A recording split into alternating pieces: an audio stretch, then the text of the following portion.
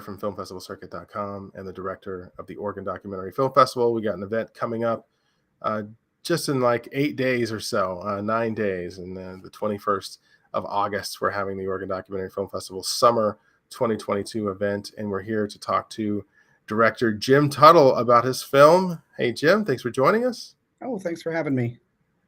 All right. So your film, The Other Ones, is nominated for an award at this event and is nominated for the Best Cinematography Award. Congrats. Thank you. I really appreciate that.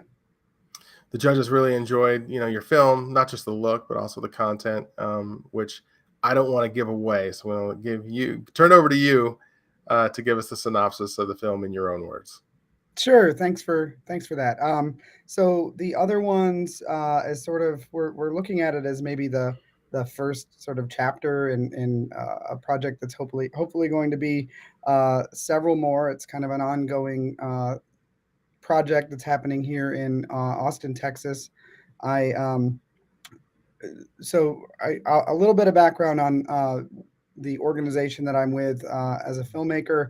I work for a company based in Austin called Find Help. We're a software company that basically works in the social care space.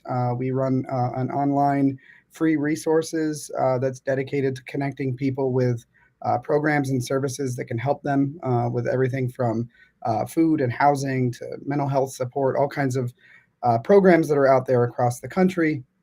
And I have a really unique opportunity as a filmmaker to seek out stories about the people and the programs that sort of make that all possible. So it's uh, not so much marketing filmmaking as it is documentary filmmaking about the kinds of people that exemplify the values that our company stands for. And so I moved to Austin for this job in early 2020, right before the pandemic hit, and started seeking out stories here in Austin that I could kind of dig into and turn into sort of a longer term project.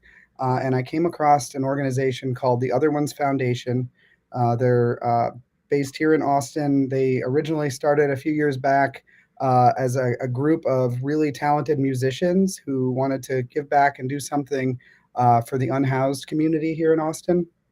And they actually started out by helping folks by providing low barrier income opportunities. They partnered with like Parks and Rec to hire folks $15 an hour to pick up trash and clear invasive plant species and do that kind of thing. And so their organization built up around that.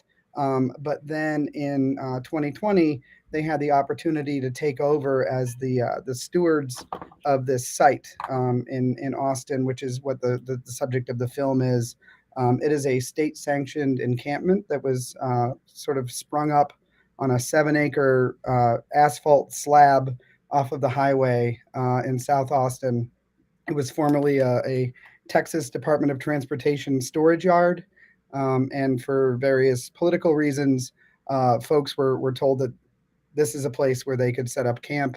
And so it quickly sort of grew until around 150 people, kind of a constantly fluctuating number, but around 150 people were living there in tents and abandoned garages.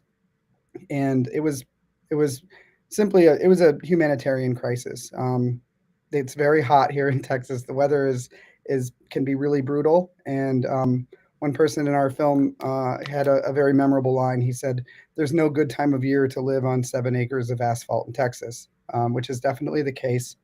So the Other Ones Foundation, they set up their office there, and they made it one of their core missions to help improve conditions on this site and to work very closely with the people who are actually living there to identify the needs and address them in a way that they were um, literally saving lives and providing the kinds of services that people needed to function out there.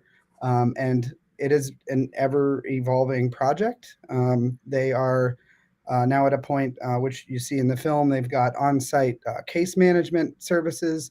And so, what they're really working towards is creating a place where people can live and find some sense of stability while working through the system to get into housing and to get the kind of help that they need. One of the coolest things I think that they did, going back to that partnership with the community itself and the people themselves, they created kind of a governing body of residents that are elected by their fellow residents, and they provide guidance to the staff of the organization. One of the first things they did was they officially named the encampment the Esperanza Community, and that name still stands. And you'll see the film basically ends with a couple of key arcs. Are one of the residents that we met out there. His name is Jimmy, and he actually works his way through and makes it to a permanent housing solution for him. And then the other sort of resolution in the film is breaking ground on the next phase of Esperanza, which is going to be eventually 200 permanent individual shelter units. Oh, wow. We'll have a lockable unit that's furnished with a real bed and electricity and an air conditioner and a heater, and that's really the next phase that they're working towards. And so Mm. it's a really special place and a really special group of people, and it's been really cool to get to know them and help tell their story. So, what did you learn anything in this production? Anything go right or wrong? And what did this production teach you? Um, a lot of things. I think the maybe the biggest thing that comes to mind is patience. It was really just by the nature of sort of uh, my assignment and what I've been doing. Much of the film was filmed. It was just me out there, and I started, like I said, early 2020, going out there around the same time that Two first started, setting up shop. And so that TOOF is the shorthand for the other one's foundation. Sure. Um, and like I said, I learned patience because anything that big and that ambitious, especially dealing with the unhoused community, it's unpredictable, and there are so many challenges and roadblocks. And so it took quite a while to put the film together because we were just sort of out there trying to figure out what the story is, trying to identify who the characters were going to be. And Jimmy ended up being a main character because he was somebody who became housed during the course of filming.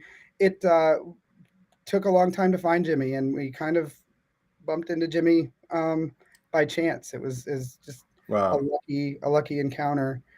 And so yeah, I think patience and just going back, sometimes not even to film. The, a huge element, I think, to doing that film uh, the way we did was just to build connection with people, build trust with people, and not be constantly showing up with cameras, just putting cameras in people's faces. It was really more about making connections.